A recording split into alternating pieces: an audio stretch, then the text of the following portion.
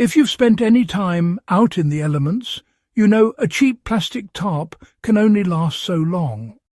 You set it up in a downpour, and within weeks the sun leaves it brittle, the wind rips it, and before long you're patching holes and wishing you'd chosen better. But long before synthetic plastics became the go-to for field gear, soldiers, sailors and frontiersmen had something far superior: recycled, treated canvas. This wasn't some gimmick, it was survival-grade technology perfected over decades of trial and error. In every rain-soaked trench, storm-lashed campsite or muddy supply line, this material proved its worth again and again. Unlike modern plastics, it was durable, self-healing and reusable for years, turning worn-out fabrics into life-saving equipment. The origin of recycled canvas as a wartime staple goes back to before World War II. Before nylon and polyethylene, militaries relied on what was called oilcloth or waxed canvas. This fabric wasn't freshly manufactured for every need. Instead, it came from repurposed cotton sails, flour sacks and heavy-duty tent canvas, treated with natural oils, beeswax and resins. The resulting material formed the backbone of rain ponchos, ground sheets and tent covers. Its genius lay in its simplicity. When soaked in oil and wax, the fibres swelled in moisture, tightening the weave and repelling water. A soldier could carry a single section folded in a pack, and it could serve as a shelter, a stretcher, or a protective cover without ever failing. The old-timers called it self-healing. Tear it, slightly reapply oil or wax, and the fabric regained its strength. What made waxed canvas so effective was a balance modern tarps struggle to achieve. It repelled water without trapping condensation. Plastic might keep rain off, but it also traps moisture underneath, leading to mildew and that damp, sour smell everyone hates. Waxed canvas works differently, you know. The oil and wax fill gaps between the fibres, while the cotton itself swells in humidity, closing the weave when it's wet. Rain just slides right off, yet trapped condensation escapes as vapour. The result is a breathable, long-lasting surface that keeps gear and bodies dry in conditions that would defeat ordinary synthetic sheets. Its longevity is equally impressive. A standard polytarp might last a single season, turning brittle under sunlight and wind, while a properly treated canvas tarp could endure a decade or more, flexible, repairable and ready for the next storm. During wartime, nothing was thrown away lightly. When tents wore out, sections were cut down, treated again and repurposed.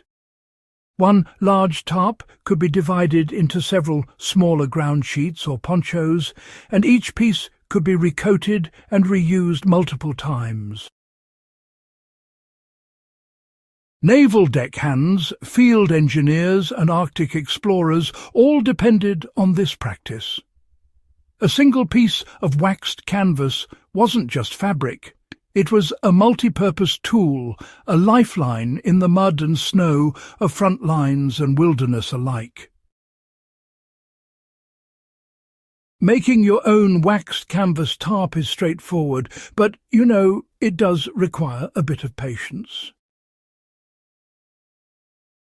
Start with 100% cotton canvas, denim or duck fabric.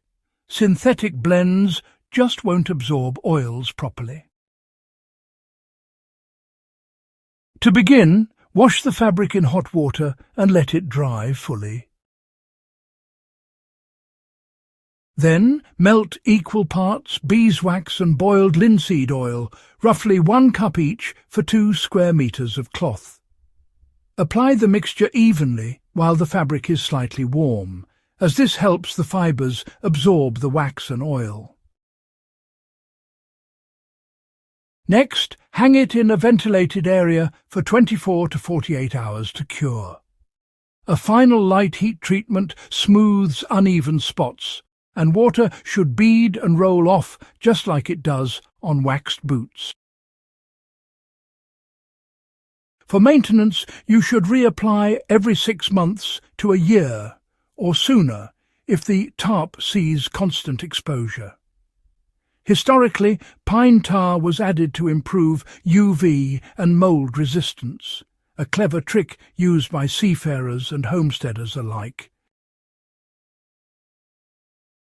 This material isn't just historical trivia, you know. Out in the field, it serves as a superior ground sheet tent cover, or lean-to. You can fold it for a waterproof base under sleeping bags, and condensation won't soak your gear. Hang it in wind or rain, and it remains quiet and stable, unlike flapping plastic.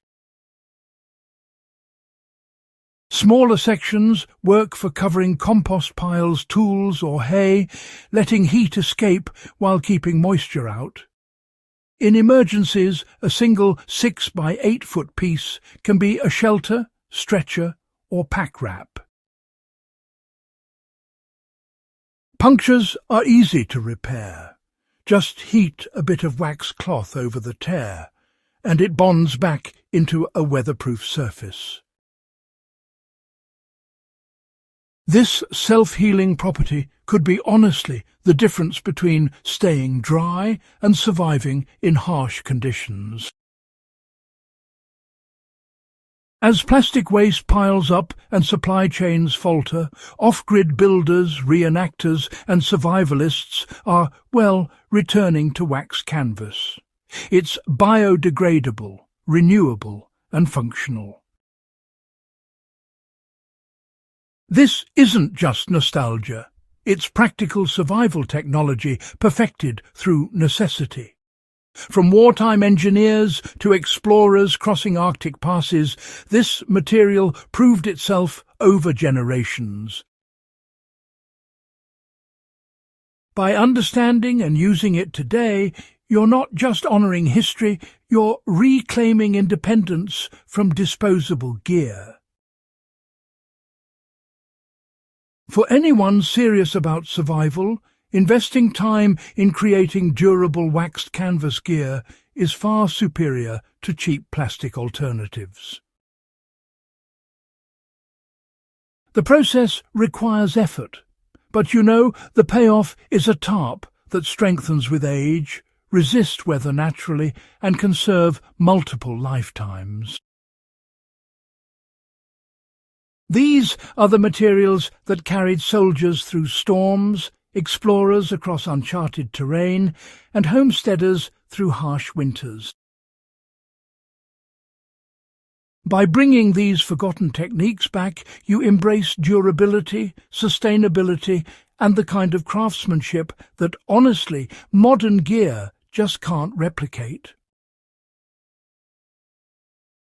If you value real historical survival tools and want to dive deeper into wartime ingenuity, lost inventions and self-sufficient field gear, make sure to subscribe to Warfront Survival and share this video with others who appreciate history that works in the real world.